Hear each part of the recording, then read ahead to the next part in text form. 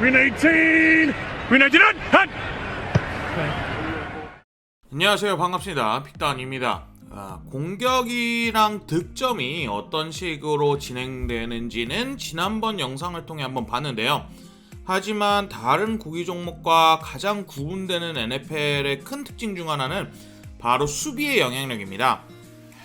NFL 수비의 1차 목적은 바로 상대의 전진을 막아내는 거예요. 공격 측은 10야드를 전진하는데 4번의 공격 기회가 주어진다고 말씀드렸죠. 그리고 4번의 공격 기회 안에 10야드를 전진하면 공격 기회가 다시 한번 4번으로 초기화가 되죠. 수비가 만약에 상대를 이 4번의 공격 기회 동안 10야드 전진하는 걸 막아서게 되면 공수가 전환됩니다. 미식축구에서는 이렇게 공수가 전환되는 거를 바로 턴오버라고 표현을 하는데, 자, 그러면 상대 공격이 필드에 올라오자마자 단 한 번의 공격권 초기화, 즉 단 한 번도 퍼스트다운 컨버전을 하지 못하고 상대의 4번의 공격 기회, 첫 4번의 공격 기회를 수비가 완벽하게 막아내는 거를 3&out이라고 보통 표현을 합니다. 야구로 치면 3구 3진 정도의 느낌이라고 보시면 될 정도로, 약간 아니면 3자범퇴 이런 식으로 약간 완벽히 틀어막는 수비인데요. 4번의 공격 기회인데 왜 3&out이라고 부르냐면, 보통 상대팀들, 특히나 상대팀의 첫 공격은 자신들 진영 깊숙한 곳에서 시작하기에 마지막 공격 기회를 펀트로 쓸 수밖에 없습니다. 그렇기 때문에 좀 참된 공격 기회, 공을 전진하기 위해 공격 전술을 펼칠 기회는 모든 팀들이 보통 3번 정도밖에 없죠.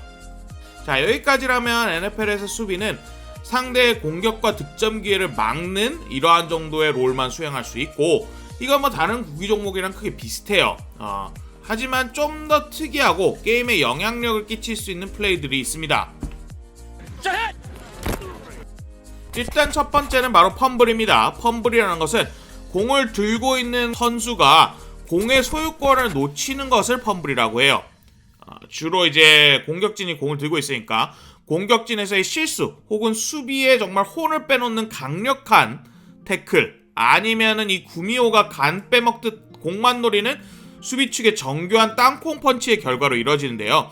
공을 들고 있는 선수가 공에 대한 소유권을 놓쳐서 공이 바닥에 대굴대굴 굴러다니게 되면 이때 플레이가 멈추지 않습니다. 흔히 말해서 공이 살아있는 공이 되고 잡는 사람이 임자가 됩니다. 거기서 수비가 만약에 이 공을 주우면 펌블을 리커버리 했다고 표현이 되고, 그대로 턴오버, 즉 공수 전환이 이뤄집니다.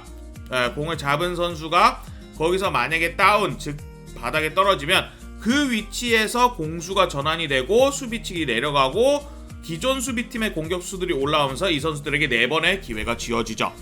반면에 이 펌블을 주운 사람, 즉 펌블 리커버리를 한 사람이 펌블을 주운 시점에서 다운이 되지 않고 그대로 상대 공격수들을 요리요리 피하면서 전진을 하는 만큼 그곳에서 우리 팀 공격이 시작되기 때문에, 실제로는 만약에 운동 능력이 좀 좋으면 그대로 터치다운까지 가게 되는 경우도 있죠. 이게 왜 재밌냐면, NFL에서 한 번의 전진 패스를 허용한다고 말씀드렸는데, 이 전진 패스를 담당하는 선수가 바로 쿼터백이라는 포지션에서 뛰는 선수예요. 그래서 공을 던지기 위해 이 선수는 한 손으로 공을 잡고 있어요. 아무래도 좀 공을 잘 던지기 위한 파지를 하고 있는 거죠. 그만큼 태클이 들어오는 순간 악이 힘이 빠지면 이 두 손이 아니라 한 손으로 공을 잡고 있기 때문에 공이 뽁 하고 빠져나올 수 있습니다. 그렇기 때문에 팀들은 쿼터백의 앞에 인간 방패라고 불릴 수 있는 오라인들을 세워서 패스를 편의하도록 시간을 주는데요. 수비수가 이 오라인을 뚫고 쿼터백에게, 즉 공을 던지는 선수에게 태클하는 것을 쌔기라고 합니다. 그리고 이 쌔를 하는 순간에 쿼터백이 공을 떨구면, 즉 고용의 소유권을 잃으면 펌블이라고 부르는 건데, 쌔에서 이루어진 펌블이다 라고 해서 쌔 펌블이라고 부릅니다. 이 쌔 펌블이 일어나게 되면 그 뒤로 공격수들이 아무도 없기 때문에 그대로 터치다운까지 무혈입성 경우가 많습니다. 쌔 펌블이 일어나고 이게 터치다운으로까지 이어지면 이는 그대로 마치 배구의 블로킹 득점과 같이 수비가 6점을 득점에 성공하는 케이스가 되는 거고, 수비의 일선에서 일어나는 플레이 중 가장 슈퍼 플레이, 홈런과 같은 플레이가 바로 이 색 펌블입니다. 또 다른 슈퍼 플레이는 바로 인터셉션이라고 불리우는 플레이입니다. 공격 측에서 쿼터백이 공을 던지는 패스를 할 때 그 공을 잡는 선수가 이제 공격 측에서 리시버라고 불리는데, 이 선수가 아니라 수비수가 만약 이 던져진 공을 잡게 되면 펌블을 주었을 때와 같이 그대로 공수가 전환됩니다. 이 패스를 받아주는 공격수, 즉 리시버라는 포지션과 그 선수를 막는 수비수는 보통 운동 능력이 극강으로 뛰어난 경우가 많기 때문에, 뿐만 아니라 공격진에 있는 선수들은 이제 보통 태클 연습을 많이 안 한단 말이에요. 그래서 태클 능력이 좀 부족해서 이 수비수가 만약에 공중에 띄어졌던 공을 잡아서, 즉 인터셉트한 공을 잡게 되면 아무래도 워낙 빠르다 보니까 요리조리 달려나가다가 터치다운까지 가게 되는 경우가 꽤나 많습니다. 이렇게 된 경우 아까 색펌블에 이어진 터치다운과 동일하게 수비가 6점을 기록하게 되는데요. 이는 공을 가로채다라는 뜻의 픽과 6점에 6를 붙여서 픽6라고 부릅니다.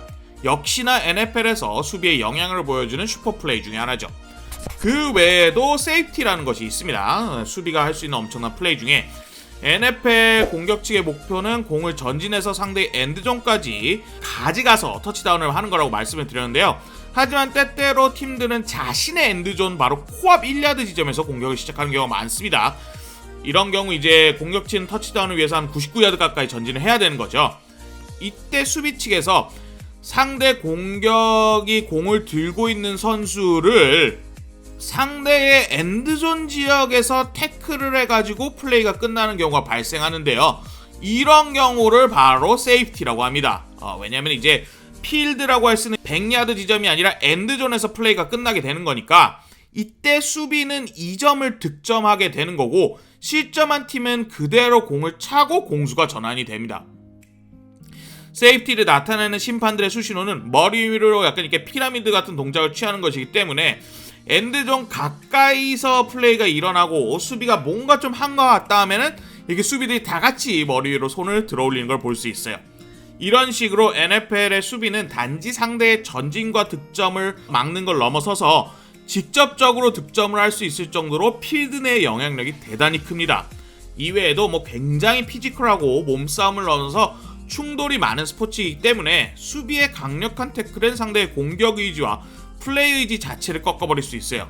미식축구를 보실 때 공격 측에서 나오는 강력한 고공 공격이나 엄청난 스피드, 폭발력, 피지컬 이런 것도 분명 보는 맛이 있지만, NFL의 레전드 수비수인 레이 루이스가 말을 했듯이 마치 고대 글래디에이터들이 승리와 승부에 대한 자신들의 의지를 보여주듯 NFL의 수비는 개인이 아닌 팀으로서 승부와 이 게임에 대한 사랑을 자신의 몸이 어느 정도 해할 수 있음을 알고 있음에도 강력하게 태클을 꽂아 넣는 거거든요.